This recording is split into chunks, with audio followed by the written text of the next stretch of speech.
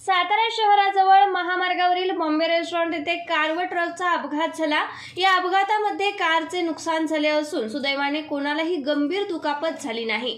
याबाबतची प्राथमिक माहिती अशी की अपघात सोमवारी दुपारी 4 वाजण्याच्या सुमारास झाला। पुणेच्या दिशेने जात असताना 2 ट्रक व कारचा विचित्र अपघात झाला। या अपघातात कारचा चक्काचूर झाला असून कारमध्ये 2 जण होते, मात्र ते सुदैवाने बचावले। अपघातानंतर परिसरातील नागरिकांनी व वाहतूक पोलिसांनी घटनास्थळी धाव घेतली। कारमधील 2घांना किरकोळ दुखापत झाली होती, त्यामुळे त्यांना रुग्णालयात हलवण्यात आले। पोलिसांनी वाहतूक सुरळीत करून अपघातग्रस्त वाहने बाजूला घेतली। दरम्यान रात्री उशिरापर्यंत याची नोंद पोलीस ठाण्यात झाली नव्हती।